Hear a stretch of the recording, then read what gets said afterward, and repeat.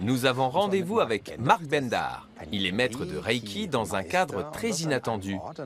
Il exerce à la clinique de traumatologie de Berlin. En route! Oui.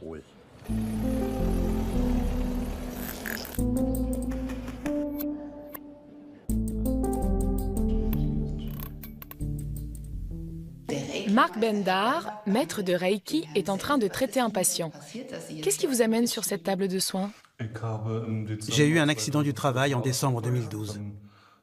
En installant une passerelle, j'ai reçu une décharge électrique et je suis tombé d'une échelle. Et vous vous êtes blessé à l'épaule? Oui, c'est ça. Qu'est-ce que le Reiki peut apporter dans ce genre de cas? Reiki signifie énergie universelle de vie. On transmet de l'énergie par l'imposition des mains. J'apporte cette énergie à l'organisme qui va l'utiliser pour mettre en œuvre ses mécanismes d'autorégulation, pour se guérir par lui-même. La médecine officielle dit pourtant qu'il n'existe pas de canaux de circulation de l'énergie dans le corps. Comment se fait-il que cette technique soit utilisée dans un haut lieu de la médecine officielle, un hôpital? Oui, c'est vrai, ce n'est pas prouvé scientifiquement. Mais il y a des résultats concrets. Et vu le grand nombre de retours positifs des patients, la pratique s'est établie. 87% des personnes soignées pour des douleurs chroniques ont trouvé que c'était formidable et que ça leur faisait du bien. Certaines ont même suivi une formation pour poursuivre le traitement par elles-mêmes. Et à l'heure actuelle, nous l'utilisons pour tous les patients qui sont en rééducation. Je récapitule. La méthode n'est pas prouvée scientifiquement, mais les malades disent qu'elle leur fait du bien. Ne nous méprenons pas, nous n'avons rien contre une petite séance de relaxation après le travail. Non, 2 ou 3, ça ne fait pas de mal. Ou même 5. Mais si vous êtes vraiment malade, allez voir un véritable médecin, car se laisser tomber à la renverse ne suffit pas. Oui, un véritable médecin comme le docteur Wendelmuth. Vous êtes anesthésiste et spécialiste de la douleur et ici à l'hôpital, vous envoyez vos patients faire des séances de Reiki. Pourquoi cette collaboration inattendue? Dans le domaine du traitement des douleurs chroniques, les moyens que nous avons sont limités. Les patients ont souvent épuisé tous les recours thérapeutiques. Ils ont déjà essayé beaucoup de médicaments. Et la persistance des douleurs est souvent due à des contractures musculaires.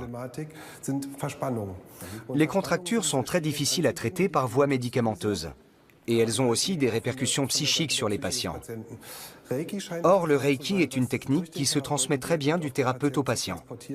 Elle est simple à apprendre et ses effets sont immédiats. Vous avez d'ailleurs demandé à vos patients d'évaluer cette technique. Tout à fait. Toutes les techniques utilisées sont notées, comme à l'école. Et depuis le début, le Reiki est toujours dans le peloton de tête. Les patients trouvent que ça leur fait beaucoup de bien. Peut-on prouver scientifiquement ce qui se passe? Quelle est l'énergie qui circule, d'où elle vient et où elle va? Non, et c'est un point qu'il faut souligner. Les études qui ont démontré son efficacité portaient sur les résultats, mais pas sur son mécanisme d'action. Il y a de nombreuses théories pour expliquer ce mécanisme.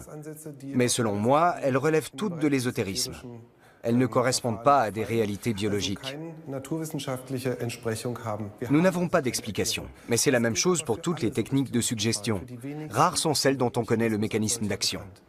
Merci beaucoup. Je vous en prie. Merci. Un point important, la médecine officielle s'ouvre aussi, et à juste titre, aux méthodes parallèles. Nous sommes toujours à l'hôpital en compagnie de Mark Bendar, maître de Reiki. Avec les explications que nous avons eues, nous aussi nous sommes convaincus de l'efficacité du Reiki. Tellement convaincus que nous aimerions bien savoir comment on apprend.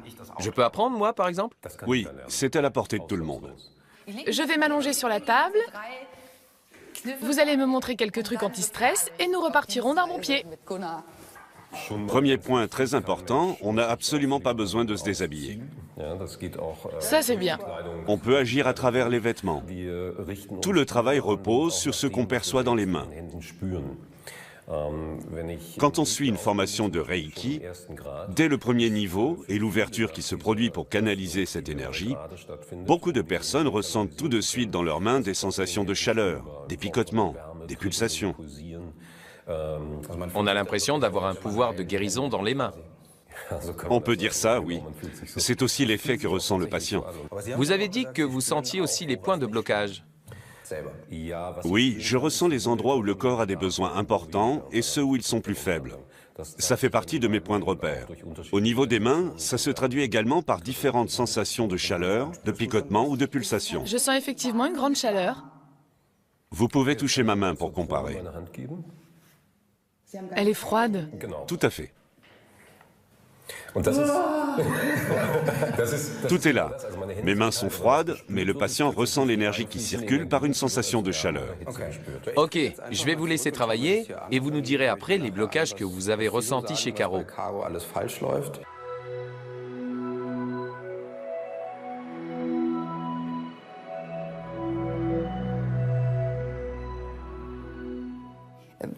Qu'est-ce qui se passe au juste, en dehors du fait que c'est extrêmement relaxant?